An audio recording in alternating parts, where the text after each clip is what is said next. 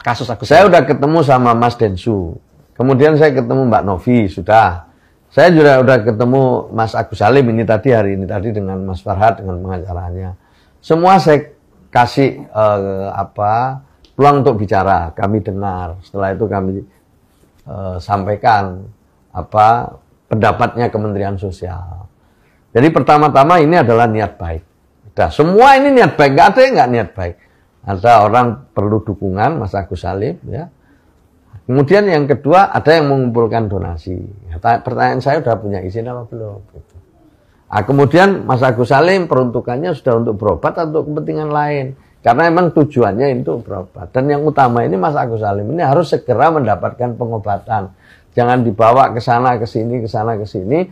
Akhirnya kehilangan waktu. Kan istilah saya aja nih, kalau tiru istilah di kedokteran itu ada golden time, kan ada waktu emas untuk mengobati masalah atau dalam kondisi kedaruratan gitulah. Itu yang saya sampaikan tadi. Pertama itu dulu. Nah, kemudian donatur itu juga ikhlas, spontan juga. Dengerin ada orang butuh bantuan, dia ngeluarin juga. Ikhlas juga gitu. Tapi kalau kemudian diperuntukkan kepentingan lain, ya dia bisa protes, bisa kecewa, bisa memperkarakan juga gitu. Jadi sekali lagi pelajarannya adalah bahwa sebagai bangsa yang dermawan, kita harus mengerti juga bahwa pengumpulan donasi itu ada aturan dan ketentuannya. Yang kedua, dipertanggungjawabkan. Tidak hanya dikumpulkan tok, tapi dipertanggungjawabkan. Misalnya Mbak Novi itu ya, mengumpulkan dapat 1,5 lebih, kan harus ada audit. Harus dilaporkan ke sini juga. Kita bisa ngawasi apakah uangnya itu. Jadi ini banyak yang belum tahu, termasuk ini. Pasti kecewa ya, karena dari awal kan memang udah ada perjanjian. Betul tadi yang dijelasin dari saya. Sudah dijelasin dari awal itu, sudah dikasih informasi ke saya ini bilang bahwa itu dititipkan. Tapi kenapa tiba-tiba ada kabar saya mendengar hari ini tiba-tiba mau menitipkan? Kalau memang secara hukum tadi itu memang bukan hak saya rela.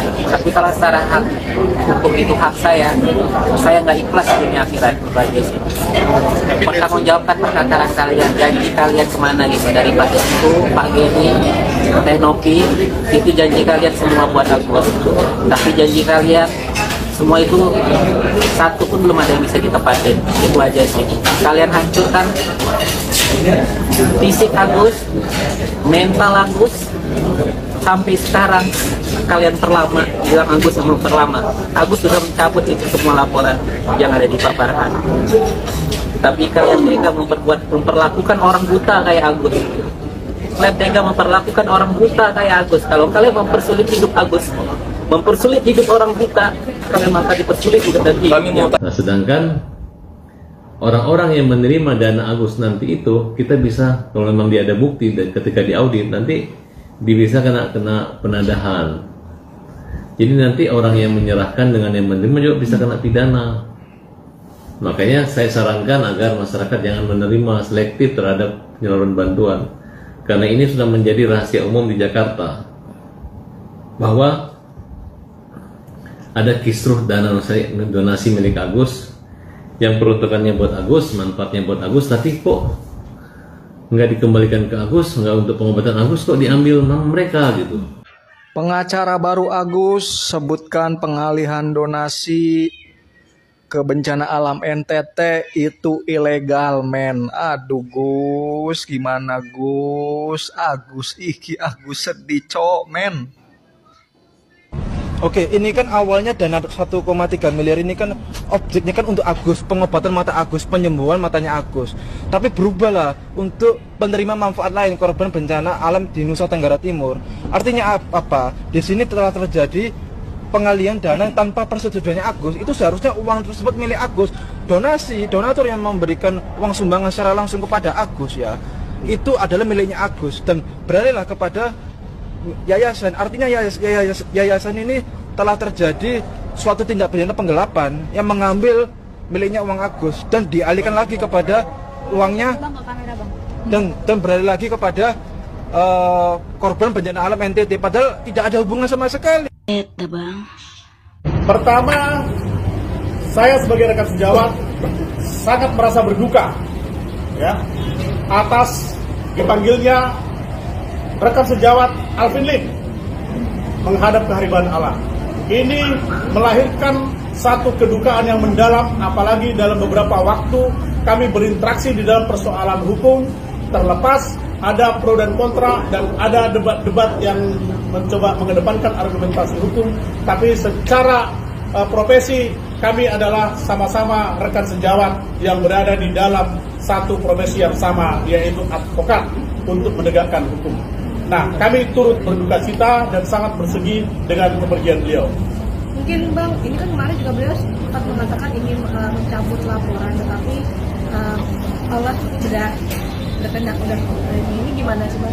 Tentu saya melihat ada satu insting dan naluri yang sangat kuat di dalam kebatinan beliau, sehingga apa yang ia sampaikan adalah bentuk sebuah permintaan maaf, ya, permintaan maaf, sehingga ia sampaikan secara terbuka, walaupun ini menimbulkan pro dan kontra bagi masyarakat Indonesia. Kenapa tiba-tiba yang dulunya menggebu-gebu sekarang malah mencabut? Inilah kita tidak mengetahui. Maka kepada semua, ya, agar kita lebih lebih katakanlah pada saat ini dalam situasi yang tidak dapat diduga, siapapun dalam kondisi ini dalam keadaan bersedih dan dalam keadaan berduka. Itu sih. Itu bahwa yayasan sudah jalan sekian lama, kenapa uangnya segitu-segitu saja? Kan begitu. Artinya tidak ada orang yang memang menyumbang untuk Agus di yayasan yang tidak diberikan atau disalurkan kepada Agus. Lalu mereka mengartikan bahwasannya operasional, kan mereka kembali lagi mereka berbicara, lalu operasionalnya dari mana? Ya berarti dari situ uangnya, kan itu aja kan sebenarnya poinnya kan. Dan itu saya dapatkan informasinya ya dari Jerry sendiri, dari Novi sendiri. Pada saat itu ada Brian, saya dapat informasinya dari Brian, gitu loh. Jadi tidak ada saya seolah-olah menjelek-jelekkan, nggak ada, oke? Lalu di sana yang poin kedua adalah pada saat kan kita sesinya datang ke sana itu begitu ngobrol, Farhad duluan menyampaikan apa saja yang menjadi keluh kesahnya dia, kan begitu. Saya mendengarkan, dia bilang bagaimana tentang gaya hidupnya yang hedon dan lain-lain. Saya bilang, saya secara pribadi saya dapat info dari banyak orang dan saya sendiri melihat. Saya bilang gitu. Memang sejak awal saya juga sudah sampaikan, bahkan sebelum jauh-jauh hari sebelum ada Heri Kuncoro, sebelum ada siapapun itu, saya juga sampaikan saya tidak pas dengan apa yang dilakukan oleh Novi. Nih, Epoiskar, Agus jangan sedih lagi biar nyonya yayasan yang sedih katanya. Siap. Siapa itu nyonya yayasan? Oh, iya. Udahlah itulah. Yang bedanya apa nyonya? Kayaknya udah mulai banyak ini kok Gus, support positif ke Agus, Gus. Bagus Gus. Kayaknya kamu pokoknya is the best lah Gus. Pokoknya saya di pihakmu Gus. Makasih. Saya di pihakmu Gus. Tenang aja Gus. Siap. Ini bekan. Saya di pihakmu karena secara hukum kamu benar. Aku adalah orang akademisi yang selalu berpegangan atau berpatokan pada hukum negara. Udah kenal Pak? Janda Pak? Ya hari ini saya mengantar Agus untuk silaturahmi melayar. Biar bagaimanapun Alvin Lim memiliki peran penting dalam pembelaan Agus. Ya Gus, Agus ngomong Gus. Agus sedih nggak? Ya. Apa yang Agus? Ya Gus rasa setelah mendengar Alvin Lim meninggal. Ya sedih aku Keras lagi. Keras loh. sedih aku dengarnya. Ya turut berduka cita buat Bapak Alvin Lim. Semoga diterima di sisi Allah Subhanahu wa Ta'ala. Semoga yang ditinggalkan juga diberi kesabaran dan keikhlasan dan batin.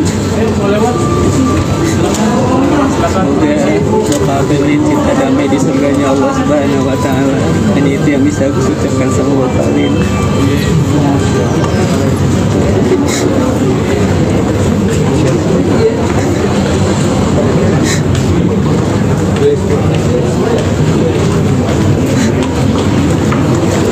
Oke Gus, kita lihat Agus nah.